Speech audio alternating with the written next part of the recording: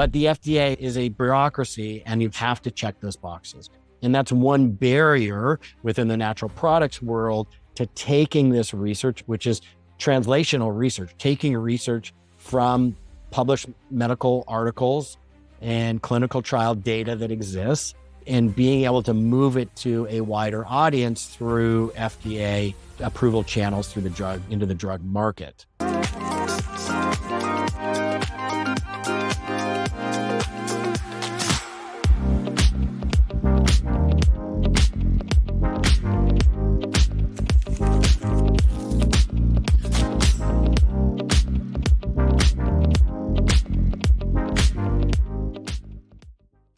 Welcome to The Whole View. I'm Stacy Toth of Real Everything, and I'm here each week to dive deeper into how we can find happiness and health inside and out through self-love, body positivity, and discovering new ways to be our best selves. Before we get started, a reminder that this podcast is for general educational purposes and is not intended to diagnose, advise, or treat any physical or mental illness, and we always recommend that you see a licensed health professional accordingly. And with us today is Dr. John Neustadt. He has a doctorate of naturopathy from Bastyr University, where he was not only awarded the Founders Award for Academic and Clinical Excellence, but has gone on to publish more than 100 medical articles and was recognized by analytics company Elsevier, a top 10 cited author in the world for his work. He has gone on to write 4 books, and his most recent is Fracture Proof Your Bones, a comprehensive guide to osteoporosis. Also was an editor of the textbook Laboratory Evaluations for Integrative and Functional Medicine, which has been used across the United States to train and educate physicians on using functional medicine with their patients. And what I'm super fascinated by and excited to discuss today is that crossover of utilizing functional medicine knowledge to work within some of the more rigid confines of specifically the US government agency, the FDA. We've got a whole process about medicinal approvals versus supplements, and we've talked about that on the show before. And Dr. Neustadt has worked with the FDA directly to evaluate some of these products, and I'm excited to hear those stories as well as your overall story about what brought you to this work and continuing to help people. So welcome to the show, Dr. Neustadt. Thank Can you tell us a little bit about yourself? Maybe something personal or that I missed in your bio, but something fun. I see family photo behind you on the shelf there. Yes. So I'm have 2 children. One we just launched off to college. So he's now a freshman all the way across country. So it's a big transition for all of us. And then a younger daughter still in school and high school. My wife and I just finished celebrated our 21st wedding anniversary. We're still going strong, and our life is definitely full and busy because she is an entrepreneur as well, owns her own company. And as your listeners will find out, as am I, own my own companies and am an entrepreneur as well as a clinician. So we're very busy. Well, welcome. I also have been with my partner for over 20 years. So it's like a special club these days, I think, of those of us that have been together longer than we have been apart, a lot of us. So anyway. Well, and if I can just launch into what I think is a great, beautiful analogy with that sort of long-term relationship that you've been in and I've been in, and I won't comment on your relationship, but with me, it really parallels the how I think about health and medicine and that wellness from the inside out component. So any relationship, long-term relationship that we've been in, that anybody's been in, there are struggles.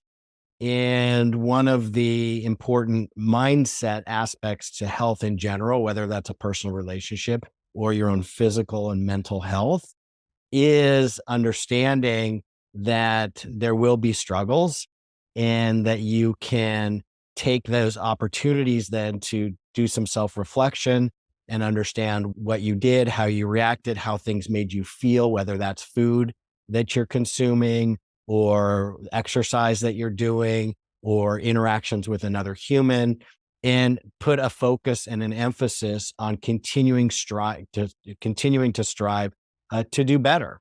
And through that incremental approach over many years, not only has my relationship with my wife improved, but my relationship with myself has improved. And I do believe strongly that our relationships with other people are by and large just a mirror of how we feel about ourselves, the energy that we are living within our own bodies with.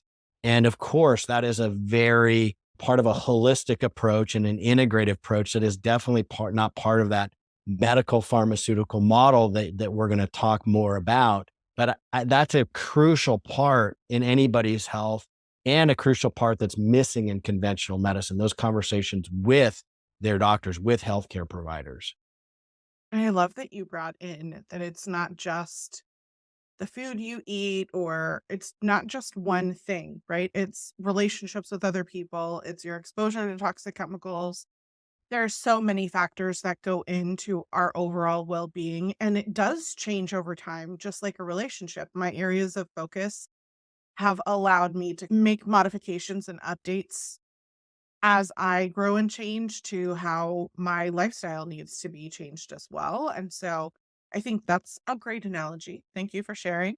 Could you share a little bit, enlighten listeners, shed light on the difference between super short educational certification programs with what I will call false claims of clinical education and a true multi-year medical degree with clinical and science-based classroom time like your doctorate of naturopathy? I have a lot of people that want to come on the show, and when I dig into their claims of what they say, who they are and what their background is, their expertise, their education, all of those different kinds of things, I am shocked. Like 90% of the people are misrepresenting themselves in some way by how I would define it.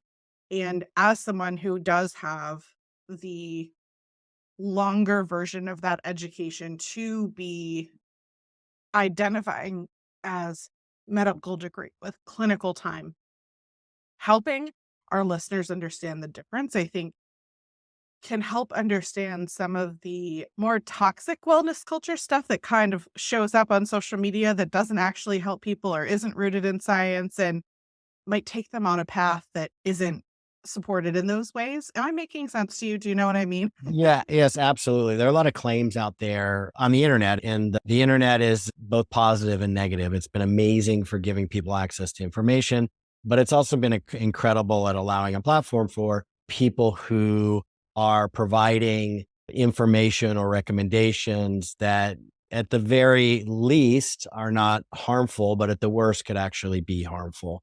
So there are several things that I like to recommend people do and when they're looking to evaluate either somebody's credentials or the claims that are being made on websites. And that's not just with individuals, companies as well. Dietary supplement companies are notorious for making claims without scientific backing or without clinical backing. So with respect to the education piece, there are medical programs in the United States that are conventional programs like an MD or a DO, Doctor of Osteopathy, that are more conventional, that the general public recognizes that there's brand recognition in that. People don't question that the validity of those degrees. Then you have other degrees like chiropractic medicine or naturopathic medicine, where some people may question the validity behind it. So what I like to tell people is first look for where somebody graduated from, if they're holding themselves out as a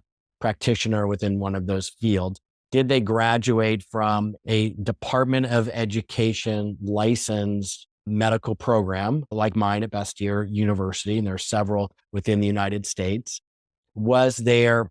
Is it all online? So a lot of these, we call them diploma mills, where people can just sign up to take online classes and then suddenly they've got a doctorate or some piece of paper that shows that they did some work, but they're not accredited by the Department of Education. There's no in-person classes. There are no clinical rotations. I met somebody recently who had an ND and PhD after his name. And it's quite uncommon for somebody already with a doctorate to go get another doctorate. So I asked him what his PhD was in. And he said it's in integrative medicine.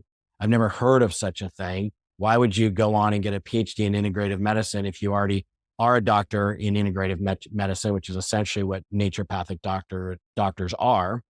And it turns out I asked him where he got his education, and it was from one of these online schools, not accredited, and no in-person time, no clinical rotations. In contrast to the naturopathic medical programs within the United States and Canada that are accredited by the Department of Education here and in Canada, and available to sit for licensure exams. We have 4 years of education with 2 steps of exams: a basic sciences exam and then a clinical sciences exam, and then rotations. I did rotations in hospitals. I did an ER rotation up in the Pacific Northwest where I went to school. I did a rotation in a rheumatology clinic. I did rotations in pediatric clinics, and et cetera, to get a minimum competency that's required. And so those are some of the things that I just mentioned to people when what to look for. I appreciate you giving specific examples of that because I cannot even tell you how many times I am so frustrated and shocked at the people who claim certain things and specifically want to come on the show, but are also saying or doing things on the internet that I'm like, what? Why? I think that's And a really good, if I may, because I did mention the dietary supplement industry, yeah, and it's frustrating for me because there are a lot of companies out there that'll make health claims, and people will come to me with those health claims. And I've either looked at the research or it's not sounding right to me. And so I asked, did they give you a citation on the website? I'd love to look up the study.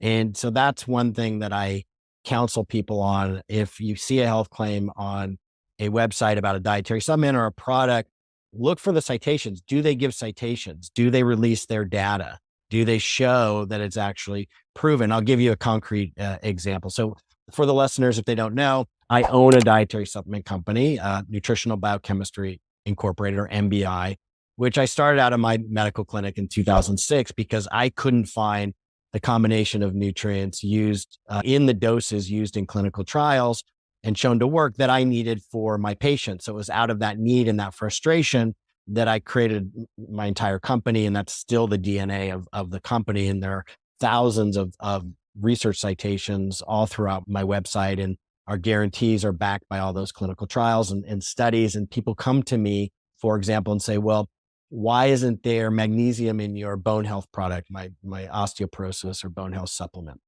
You have to have magnesium with calcium. And I've been asking for 17 years now. Where did you see that? Can you send me the study? Did they give you a citation? It's become this common myth out there that has to be the case. But the reality is no one's been able to send me a citation. I've scoured the research. I've never seen that shown anywhere. And in fact, in the clinical trials on the nutrients in my products that show that it maintains bone strength, as indicated by over 70% fewer fractures, magnesium was never used. And magnesium has never been shown in any clinical trials to reduce fractures in people with bone loss. So look for the citations. Ask people about their credentials, find out where they went to school, look up the program. Those are the things that I recommend people do. absolutely appreciate the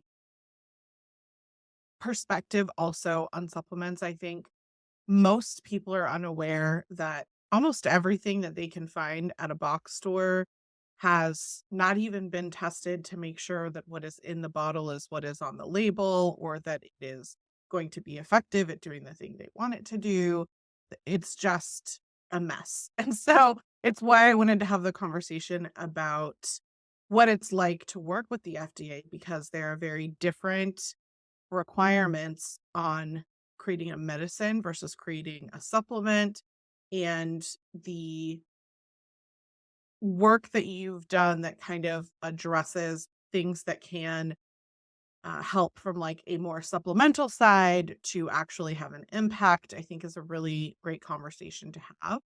I do want to talk a little bit more about the other work and the projects that you've done that have led to this area of expertise and focus that you have now with those 100 plus researched articles, the books, all of the things.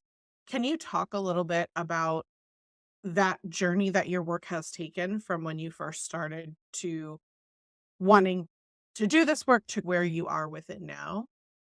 Fundamentally, I just like to know how things work. I want to understand the data and the primary data and the sources. This was not my first career. I was a journalist before this and loved writing, loved finding out information, and then went back to medical school and have this, I guess my wife sometimes calls it an obsession with diving into the literature and understanding something. And the writing process for me is simply a way that allows me to understand a subject or an issue. If I can explain something through writing, either technically to a medical audience or through my general public articles to consumers like on my website and other publications, if I can explain something in a simple way that other people can understand, then I know that I finally understand it. Because all of this stuff, honestly, is not that complicated. Medicine is no different than many other fields of other professions and careers. There are all these big words, and it becomes so complicated in this morass of details and nuances. And I like to cut through all of that to really understand what's the bottom line. And I'll give you an example. Biochemistry. Biochemistry is this enormous field of study with specialties and subspecialties. People get whole PhDs, spend decades studying that. But fundamentally, what is biochemistry? Biochemistry simply is how the body uses vitamins, minerals, fats, and proteins to do its job, and how things like deficiencies, environmental toxins, infections, and other toxic metals and other things can interfere with that normal biochemical functioning and create symptoms and disease. That's really it. It's not more complicated than that. And when I think about it in those terms, the approach of functional testing, the approach of nutritional testing and nutritional medicine makes a whole lot more sense.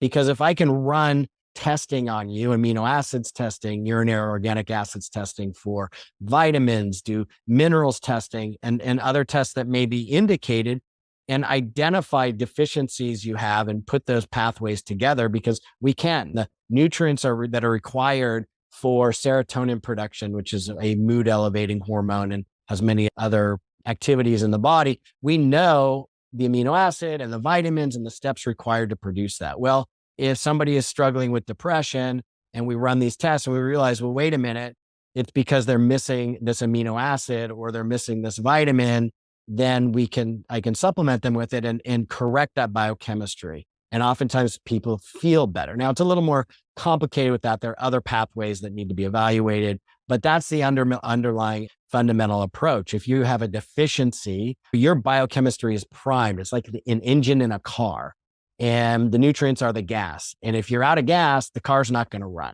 But as soon as you give those nutrients that it needs to function, as soon as you give that gas, it starts running and it runs better. And there are many examples in the research. And we even know going back all the way to the 1950s that deficiency in any one essential amino acids are the building blocks of proteins like phenylalanine and tyrosine. Those are essential amino acids. Your body cannot produce them. You have to get them from food or dietary supplements. A deficiency of any one of those creates symptoms of depression and anxiety and other mood disorder-like symptoms. And that's just one example. So that's where this rational functional approach, that's the foundation of it and where it comes from and why I'm passionate about researching and writing to communicate, because if I'm able to communicate it, then I understand it. I love that was your background. I too process by writing and turned it into my own job, so to speak, with writing articles and preparing podcasts and those kind of things. And I think it's interesting when our questioner brain, I don't know if you're familiar with Gretchen Rubin, but there's what she describes as four tendencies. There's rebels, there's questioners, and then there's two others that I can never remember or keep track of because I very much do not identify with them, but I very much identify with the other two. For those of us that are questioners, we just want to understand, like, we can uphold, we can do these other things if we know why. But if there is no logic or understanding of the why, then it's out for us. Like, we're not interested. We're not going to do whatever it is. So I have a very similar brain desire and can understand why starting with something like journalism would lead you to a path of, okay, now I want to apply that part of my brain that loves to write and explain and turn it into how I can help people health wise, which kind of leads you down the path of then doing additional projects, not just writing on your website, but writing these reviews and doing additional work. And I think one of the things that's interesting is to think beyond just the deficiencies that we might have, which I wish more people would do the tests. I know it's annoying to go to the doctors. I know, like, there's a lot of us have medical trauma. If you've had autoimmune diseases and all these kinds of things, whether you feel unheard or whether you feel ignored or belittled. And at the same time, if you're not doing those tests, you can possibly know what it is you need. So you can throw 100 supplements at someone. Like, it's not necessarily going to solve the problem unless you're actually testing. So I'm a big proponent of that. And some of those deficiencies can lead to bigger problems, but sometimes there are also rare diseases that are unexplained or that we're trying to solve for, but we don't know yet how we can solve for.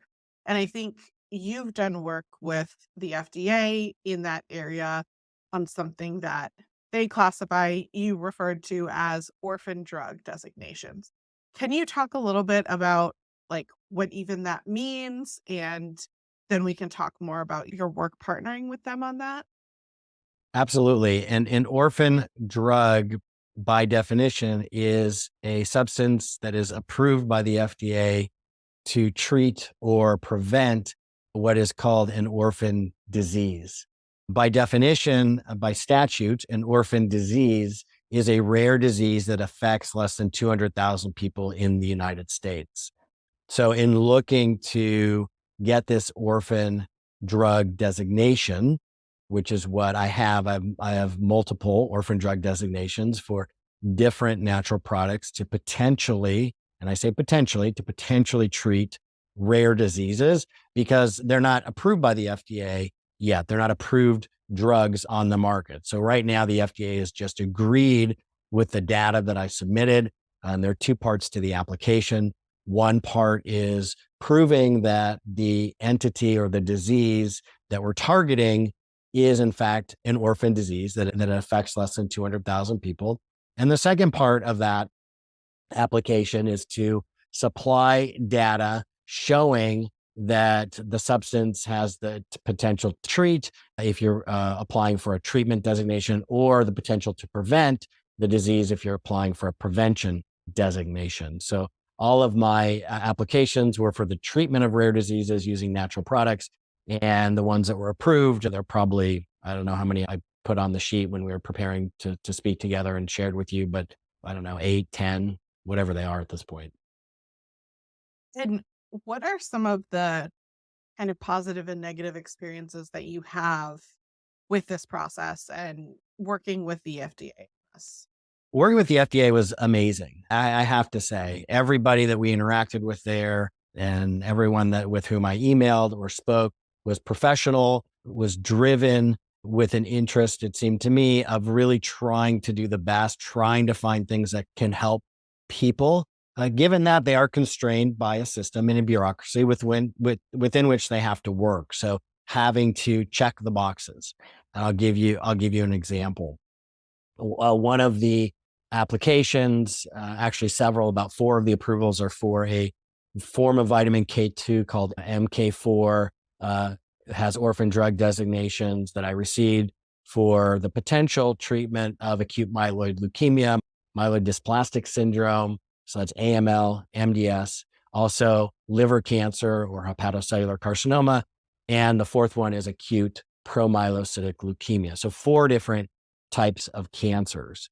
And the applications that I submitted based for those had either a human case report in the case of the acute promyelocytic leukemia, or with respect to the other 3 cancers, published clinical trials, all the way up to phase 2 clinical trials, over 100 volunteers cumulatively, and showing the data that in the clinical trials, what we saw with AML and MDS was an improvement, in a clinical improvement, meaning the cells that were not dividing properly, they're called blast cells. The blast cells decreased. The platelets that commonly in the AML and MDS, one hallmark of those are that your platelets go down. Well, the platelets improved, and then that the red blood cells in one case report improved as well. So we supplied that also with the liver cancer human clinical trials, and they gave the orphan drug designation approval. I went to then create the clinical trials. So worked with a company, contract organization that helped design the clinical trials. We're going to do a combined phase 1 and phase 2 clinical trial. And the phase 1 clinical trial is a safety study. So before that, you have an animal study that has to be run, and then a small phase 1 study that shows that it's safe in humans, and then a larger phase 2 clinical trial looking at more clinical outcomes in a larger number of patients. So this natural product, MK4, has over 7,000 people in the published research in clinical trials for up to 8 years with no toxic side effects. It's been so well studied and to be used primarily for bone health that it's been approved since 1995 in Japan for bone health. And in fact, that is the key nutrient in my bone support products is MK4 in the clinical trial dose of 45 milligrams per day, shown in people with bone loss to improve bone density, but more importantly, to maintain strong bones, as indicated by over 70% fewer fractures in those clinical trial volunteers. It's essentially non-toxic. You have to eat kilograms of the stuff for death to occur. That's what the toxicology studies show in animals. It's so safe. It's a natural product. It's been in my product since 2007, was the first product that was released. Presented all that data to the FDA with our clinical trial design, and they said, nope, you've got to spend $1 million essentially is what it would have cost me to do an animal toxicology study and to do a phase 1 safety study in humans, despite the fact that there's just overwhelming evidence out there that it is safe in human. And there are clinical trials published in humans, and the animal toxicology studies have already been done. But the FDA is a bureaucracy, and you have to check those boxes. And that's one barrier within the natural products world to taking this research, which is translational research, taking research from published medical articles and clinical trial data that exists and being able to move it to a wider audience through FDA approval channels into the drug market. There's another type of friction, though, that also exists within the system that's beyond the FDA. And I would love to just address that for a second. But it's the paradigm and the mentality of doctors in the medical system. So as part of this process, then if we're looking for funding and support and getting advisors who are oncologists at reputable institutions to be advisors to the project, which would help our application moving forward and finding investors, that whole dynamic. I had a meeting with an oncologist at Dana-Farber, very famous Northeast Oncology Center. And I sent all the data to him. I sent the clinical trials, and he got on the phone despite and these are published in peer-reviewed medical journals, looking at outcomes for acute myeloid leukemia and myelodysplastic syndrome. And he got on the phone and he said, if it doesn't almost kill the patient, I don't believe it's true. He said, I don't care if it's Coca-Cola. If it doesn't almost kill the patient, I don't believe it. And that's the paradigm in conventional oncology, meaning they're used to a model that is about toxicity, almost taking the patient almost to the brink of death and then bringing them back. And if it doesn't have those toxic side effects in this one oncologist, and I think this is pretty clear throughout the industry, if it doesn't have those side effects, their mind just can't wrap around it. And then I talked to somebody who's involved in private equity. I've had many conversations, but one of these gentlemen said something to me that really clarified the situation. And that is, even from an investor point of view, he said to me, I'm less likely to invest in something if it requires a change in behavior. So this is a paradigm shift looking at the natural products world for drug as a drug treatment. And this would require, as the oncologist said and implied, a change in his thinking, a change in his behavior. And so there's that friction point. There are these different friction points within the system. There's a friction point within the bureaucracy of the FDA, despite their good intentions. There's a friction point within the mental models and mindset and inertia of the conventional oncology world, even though they are well-meaning and well-intentioned and very smart people. They're just people as well. And so that's where and there's a friction with respect to the funding mechanisms, because you can't patent these natural products. So looking at private equity and funders to come in here, despite the fact that in the orphan drug world, there are financial incentives granted by the FDA and the US government to develop these products, like tax breaks and IP protection once you get approval. So you will have that IP protection anyway. So I went a little bit into the weeds there with that, because it's more than just an FDA story. It's a systems issue fundamentally. Oh, it's so well explained. And I think for me, it also does make sense that someone with the lived experience of seeing patients recover from cancer, but becoming super sick to do that would also feel like this is the way that my lived experience shows me how I help people.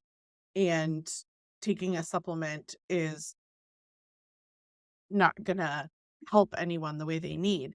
And at the same time, if you were to tell me today that a loved one of mine were diagnosed with one of the one of the diseases, syndromes, or cancers that you've described, and there was the potential for help, but there's no downside for harm, why wouldn't I want access to something like that while also doing the proven treatments and all of these things to improve potential outcome as much as I can? And I think that's where most people are who have the ability and the access to do it. That's another thing that we're not talking about is, yes, there's the burden on a naturopathic supplement company, doctors, all these people, but there's also like the complete lack of access for so many people in the country who can't afford things outside of the system that we've set up that is so bureaucratic that it is like this problem that prevents people from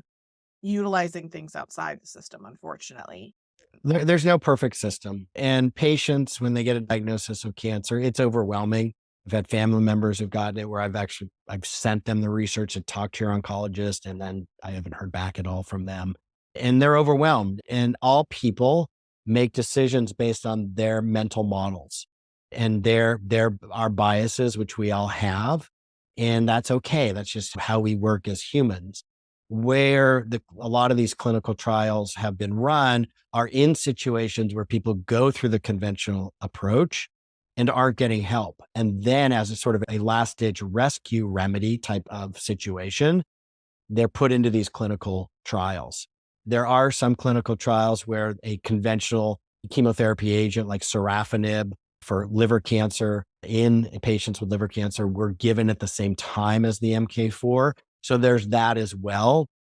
And the data exists. But when you're a patient totally overwhelmed with the options, and somebody's telling you, like myself, who's obviously educated and I have expertise in this, but I'm not an oncologist and I don't have a big name, like I'm not staff at Dana-Farber or MD Anderson or one of these big things. That's some of the ways that people, I think, define what good information is. Well, they've been vetted. They have this third party certification behind their name, MD oncologist, and they're at Dana-Farber or MD Anderson. So they feel more comfortable with what they're hearing and they're going to go with that approach. Most people don't understand all the questions to ask because it does get technical, which is why in my book on called Fracture Proof Your Bones, I walk people chapter to chapter, what questions to ask your doctor about the osteoporosis medications to make sure you're getting the right recommendations, because that's where the details are important.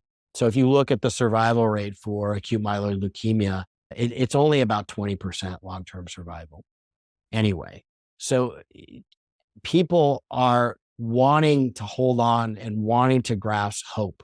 And hope is powerful medicine. And when you have that hope of an oncologist saying, we're going to do an initiation therapy of cytarabine or another chemotherapeutic agent to try and get the blast cells down and get that cancer load down. And then we're going to look at a possible bone marrow transplant. That's all hopeful, and that can help put people into remission. I don't want to speak negatively about that approach. What I do want to be is realistic and help people understand that, yes, conventional oncology has some incredible tools in its toolkit that can absolutely save lives and absolutely increases longevity and increases survival. But there's also a whole group of oncologists within that world called integrative oncology and integrative oncologists, board certified naturopathic oncologists, for example, who can work side by side with conventional oncologists.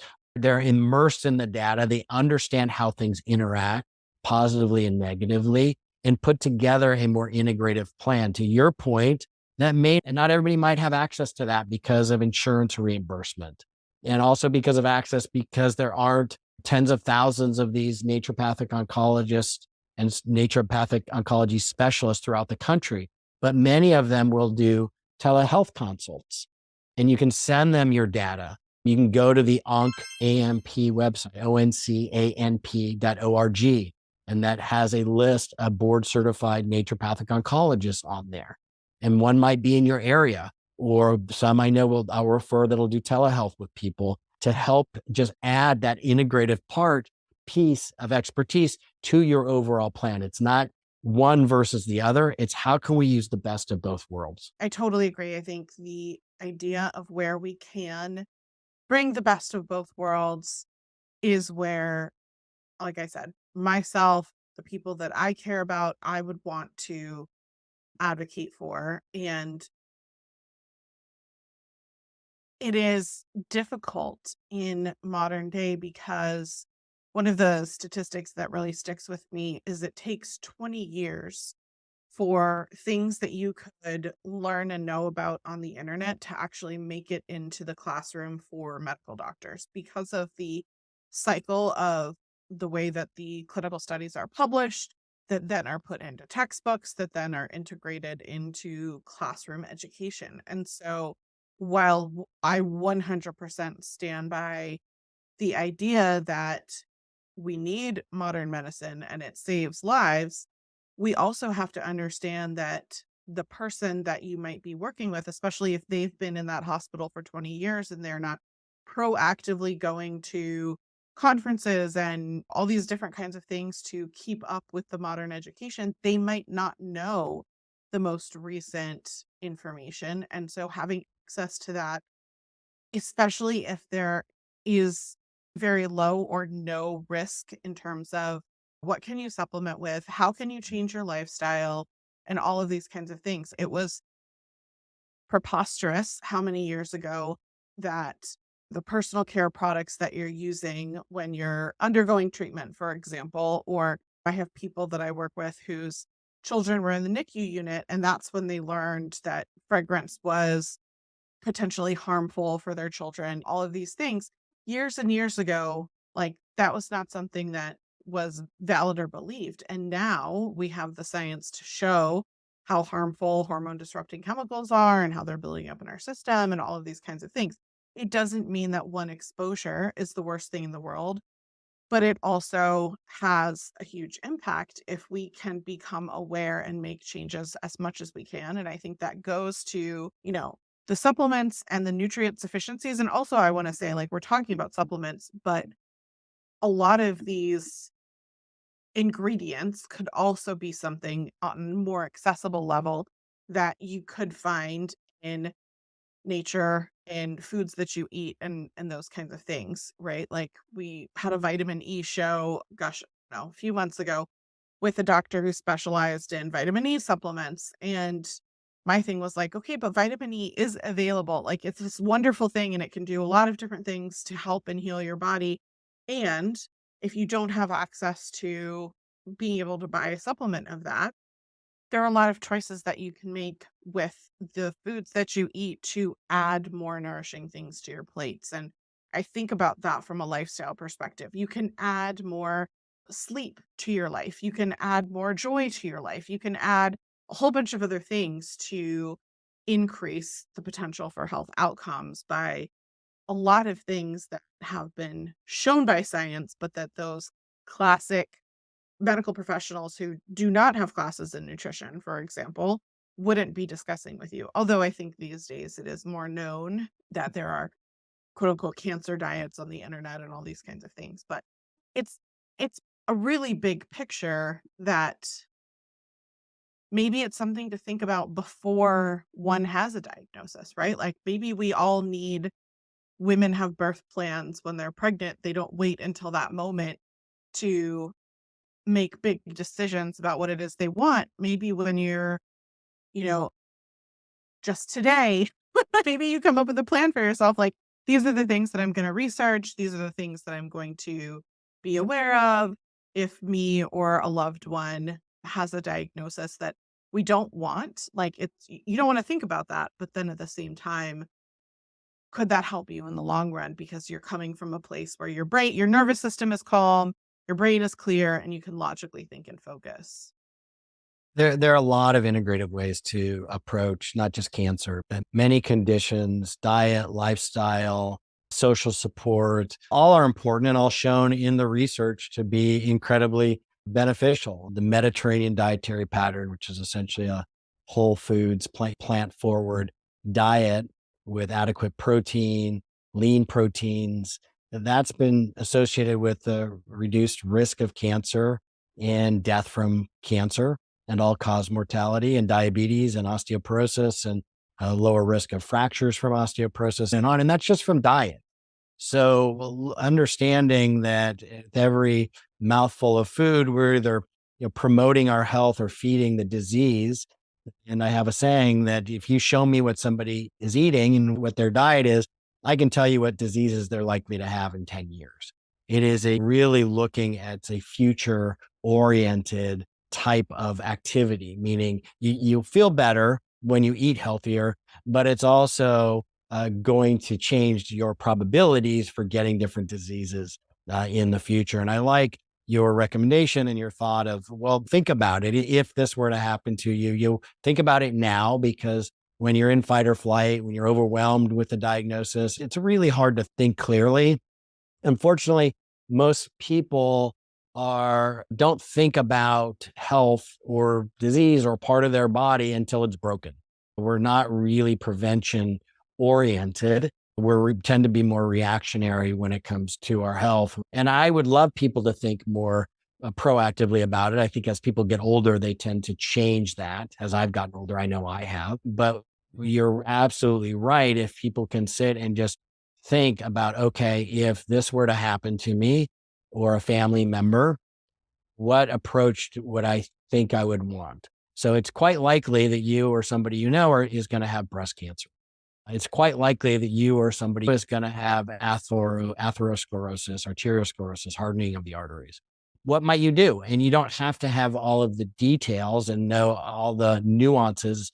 But with those two conditions, what we do know is diet and lifestyle play very important roles in both the prevention and treatment of those conditions. So you may decide that I want to look for an integrative oncologist, or I want to look for, if that were to happen to me, or I want to look for an integrative cardiologist if I were to get that diagnosis. And just have that sort of knowledge to give you a bit of peace of mind that, okay, I know what my initial step would be at least.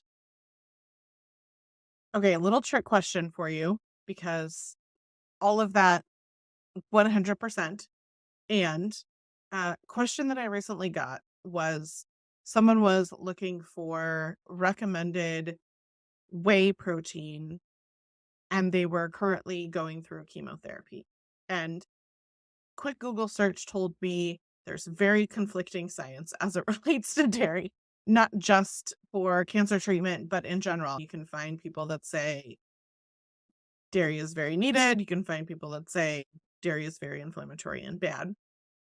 As best-selling author of Fracture Proof Your Bones, what are some of the top recommendations that you have for listeners as it relates to dairy or not? We talked about calcium not needing to be paired with magnesium earlier, but my listeners are really the target audience for thinking about avoiding osteoporosis, where most of us women who are approaching that age in our life where it's something we need to think about in terms of bone density. And I'd love to know what you think are kind of the top recommendations for people. So calcium is absolutely not necessary to maintain strong bones in terms of a dietary supplement, first of all. If you can get it from food, that's best. That's fantastic. Most people don't get what they need from food, the USRDA. And so in that case, it's supplementing. And that's how I believe in my philosophy and my approach is a dietary supplement should be used just as the FDA intended as a supplement to a healthy diet.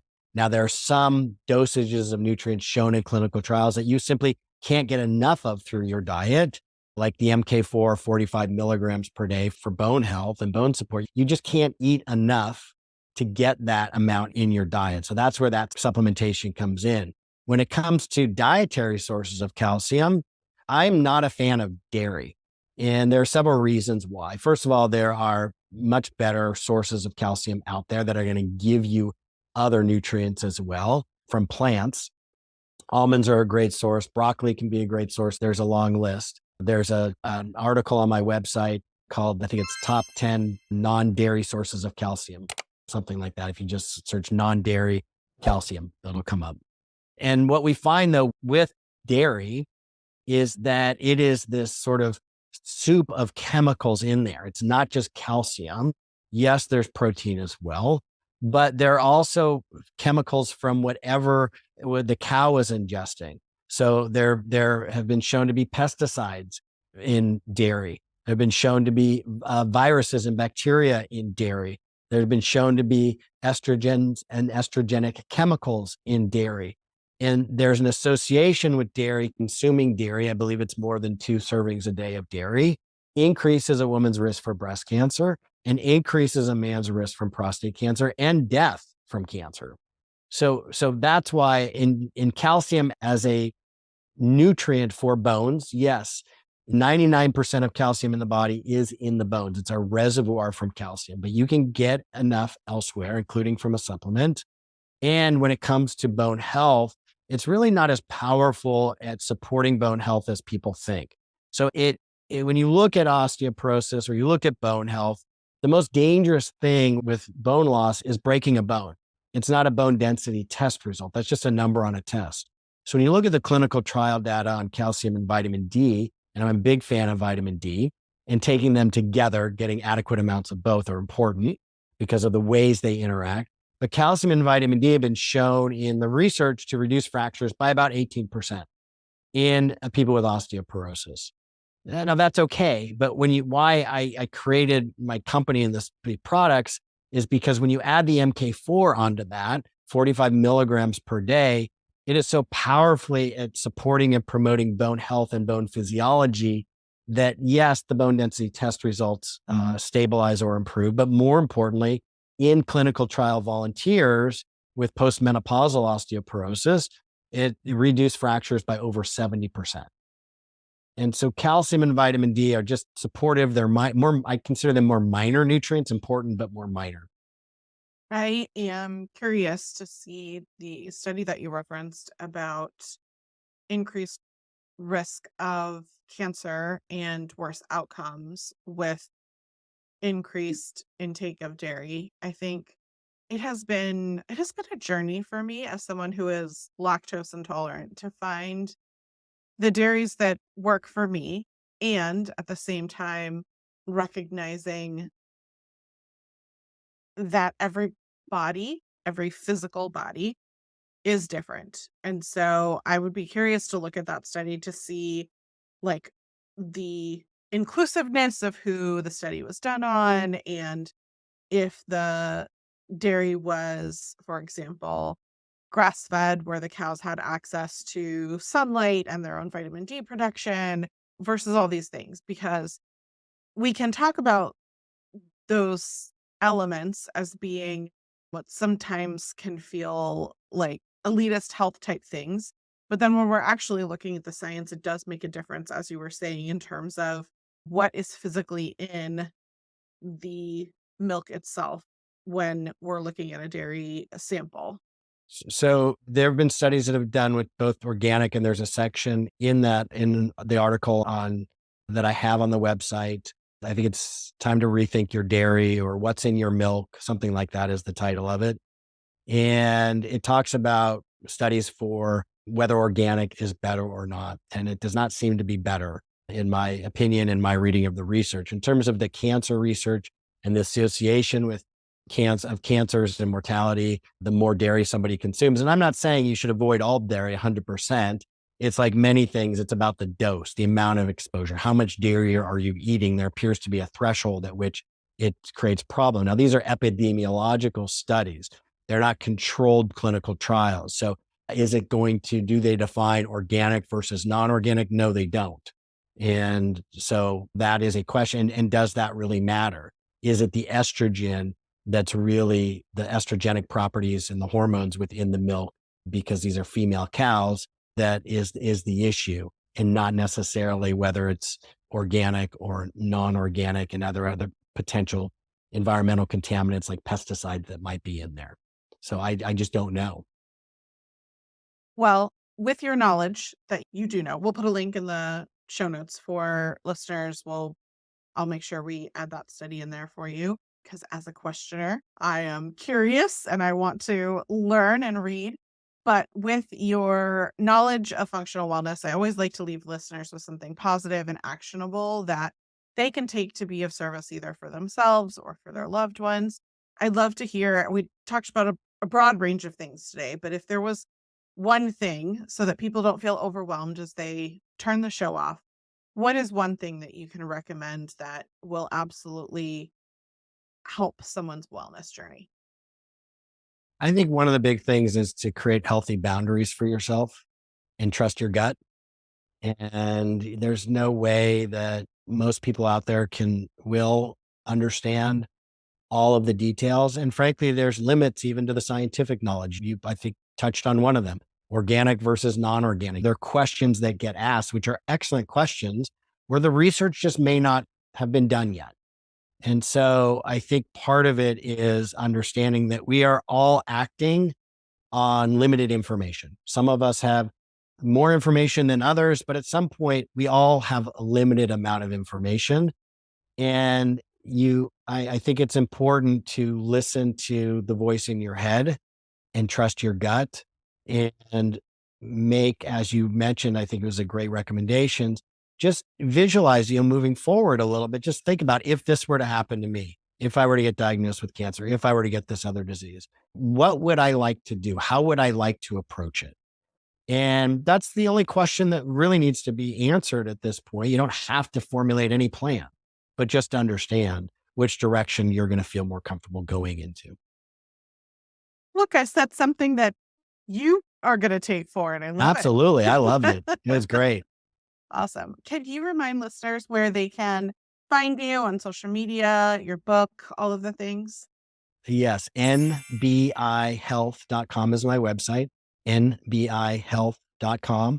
My book is on there. The research is on there. Summaries of the clinical trials are on there. If people see any articles and citations and they want the PDFs for those articles, just submit the contact form, let us know. We're happy to share that information. I love educating people. I love people who are interested in learning more and taking better care of themselves. And so being on this show and being able to speak about this is a real treat for me. Thank you. Well, thank you for joining us and for sharing some of your stories and experiences. My favorite takeaway was when you said that the people at the FDA were lovely, because that wasn't where I was expecting that conversation to go. And I think it really humanizes part of the bureaucracy and the understanding that we're all in this system that we can't control, but we can do our best to work within it. And that kind of applies on a very broad scale in terms of the different aspects of our lives and the systems that we're in and all of that. So, listeners, thank you so much for your time and being here today. If you'd like to support the show, leaving a review would be a fantastic way to do that. You can also follow or subscribe in whatever podcast app you're using. And as always, I appreciate your willingness to be open to grow through your own personal changes. No one is perfect, but in listening, learning, and unlearning, you can choose to become better versions of ourselves for ourselves.